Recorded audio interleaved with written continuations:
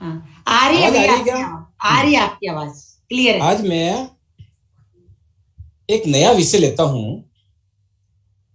हम सब ने सुना है ब्रह्म और माया। जीवन में केवल पृथ्वी पर सृष्टि में केवल दो ही चीज हैं, एक ब्रह्म है और एक माया है। अब जो ब्रह्म है वो शरीर की आत्मा है, ईश्वर का स्वरूप है, और माया ईश्वर की संगीनी है। जब भी ईश्वर अवतार लेता है या हमें जन्म देता है तो निश्चित रूप से माया के बिना ईश्वर अकेला नहीं रहता है। अब हमारे विद्वानों ने, ऐसा मुझे लगता है मेरा वीडियो नहीं आ रहा है, एक मिनट हो, अब आ रहा है? भैया आपकी आवाज एकदम क्लियर थी भैया, क्लियर थी आपकी आवाज एकदम। हाँ, एकदम क्लियर आपकी आवाज। एक मिनट ठहरो, तो एक मिनट रुको आप।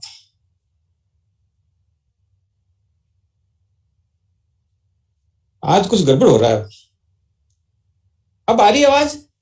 हाँ, आ रही है आवाज भैया। तो क्लियर है बिल्कुल भैया। ठीक है, ठीक है। तो अब ऐसा है कि माया जो शब्द है उसका अर्थ, भावार्थ और गूढ़ार्थ ये समझने की आवश्यकता है। जब माया शब्द का यूज होता है तो बड़े बड़े विद्वान, हम भी कहते हैं मोह माया ने छोड़ राम ने भज रहे। माया के प्रति एक नेगेटिव विचार हमारे मन में आ गया, जबकि हमारा शरीर क्या है? शरीर के अंदर आत्मा ब्रह्म है, लेकिन शरीर भी माया है, कपड़े भी माया है, वस्त्र भी माया है, भवन भी माया है। तो क्या माया आवश्यक नहीं है? अब शास्त्रों के अंदर, गीता के अंदर अर्जुन ने बहुत ही स्पष्ट रूप से और समझाने की कोशिश की है कि माया जो है वो ब्रह्म नहीं है। तो ये है कि माया का संबंध हमारे साथ कैसा, माया हमारे साथ कैसी रहे, वो एक महत्वपूर्ण चीज है। जब ऐसा मन में की भ्रांति निकाल देनी चाहिए कि माया असत्य है, माया एक ब्रह्मजाल है, ऐसा नहीं। माया का अस्तित्व है, माया का अस्तित्व रहेगा, और बिना माया के भगवान भी जन्म नहीं लेते। अब थोड़े से मैं उदाहरण से स्पष्ट करूं। प्रश्न ये है कि हम माया के अधीन है या माया हमारे अधीन? माया के स्वरूप को समझने के लिए अगर हम माया के अधीन हो गए तो समस्या है, और माया अगर हमारे अधीन रही तो समस्या नहीं। अब हम एक उदाहरण लेते हैं, भगवान श्री राम। भगवान श्री राम को वनवास मिला, 1 मिनट लगाया उन्होंने, पूरा राज्य पाट छोड़कर वन को चल दिए। ये है माया से विरक्ति। वो चाहते तो संघर्ष के लिए रुक सकते थे, लेकिन उन्होंने 1 मिनट लगाया, राज्य उनका था। तो यहां पर भगवान राम के अधीन माया थी। फिर भरत का उदाहरण आता है। भरत को बोला कि तुम्हारे लिए राम को वनवास में भेजा है, तो भरत ने भी राज्य का त्याग किया, माया उसके ऊपर हावी नहीं हुई। लेकिन आगे जब हम देखते हैं, माता सीता को सुनहरा हरिण दिखाई देता है और वो कहती है कि मुझे हरिण चाहिए। जिस माता सीता का के पास पूरा साम्राज्य रहा हो, रहने वाला हो, वो माया के अधीन हो जाती है और हिरण के लिए आग्रह करती है और उसका नुकसान होता है। अब उससे भी आगे बढ़ते हैं तो प्रभु राम पत्नी प्यार की माया में वशीभूत होकर हिरण के पीछे जाते हैं। बीच में आपको एक बात बताऊं, शास्त्रों में माया के 2 रूप दिए हैं, जीव माया और गुण माया। जीव माया मतलब भूमि, भवन, आग, बादल, पृथ्वी, मकान, कपड़े, वस्त्र, शरीर। और गुण माया मतलब हमारे जो गुण है, सत्य, अहिंसा, झूठ बोलना, पाप करना, आदर करना, सम्मान करना, विनम्रता, ये गुण माया है। तो जो पत्नी प्यार का गुण की जो माया थी उसके अधीन हुए राम, और वो हिरण के पीछे गए। परिणाम क्या हुआ आप सब जानते हैं। तो यहां भगवान स्वयं भगवान होते हुए भी सीता पर और राम पर माया हावी हुई। अब देखो सीता जी का उदाहरण, सीता जी को कहा गया लक्ष्मण रेखा पार नहीं करनी है, लेकिन वो नहीं माने। क्यों नहीं मानी? कि एक गुण, बेचारा ब्राह्मण भूखा चला जाएगा। एक ब्राह्मण मेरी कुटिया से भूखा नहीं जाना चाहिए, ये सद्गुण है। लेकिन सद्गुण विकृति कि अपनी प्रतिज्ञा को तोड़कर उसने लक्ष्मण रेखा पार की। तो ये जो सद्गुण की रूपी गुण रूपी माया है, यहां भी सीता जी पर हावी और उसने लक्ष्मण रेखा पार की। फिर भगवान राम जब सीता को रावण ले गया, तो भगवान राम ने रावण पर विजय प्राप्त करके बहुत कष्ट देखकर संगठन खड़ा करके सीता को वापस लाया। तो ये जो पत्नी प्यार है वो पराक्रम है, वो माया नहीं है। तो यहां पर राम माया पर हावी।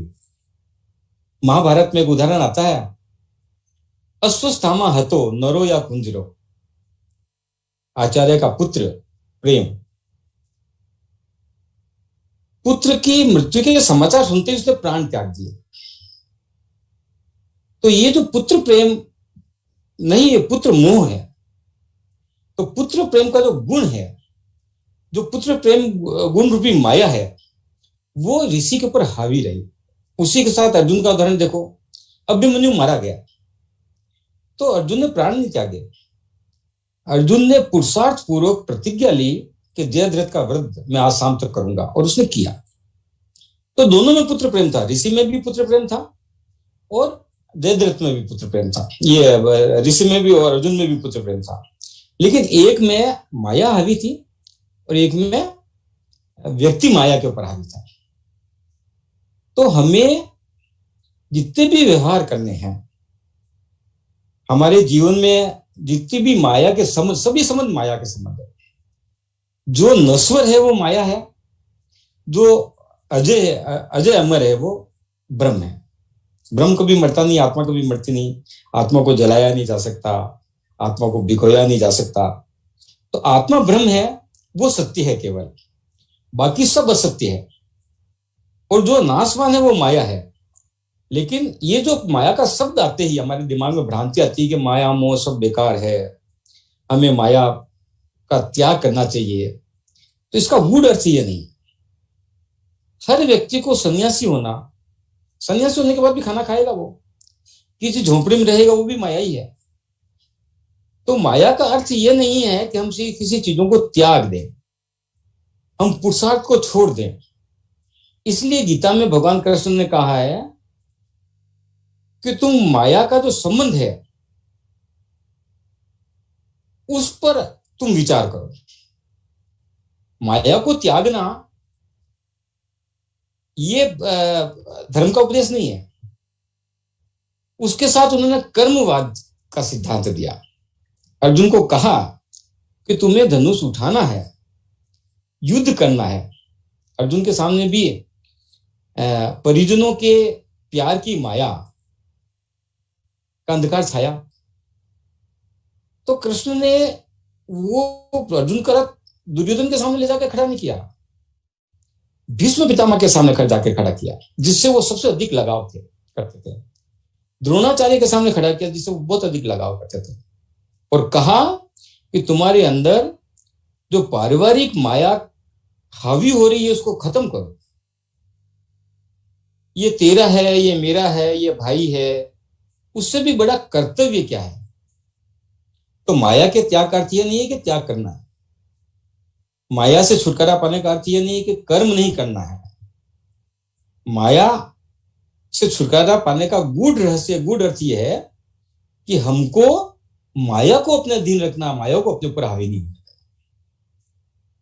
तो और एक मजेदार बात यह है, भगवान की संगिनी है माया, जहां भी भगवान जाते हैं माया साथ आती है। जैसे कृष्ण भगवान ने जन्म लिया तो माया साथ आई और उस माया से जेल के सब दरवाजे खुल गए, कृष्ण को वहां तक पहुंचा दिया।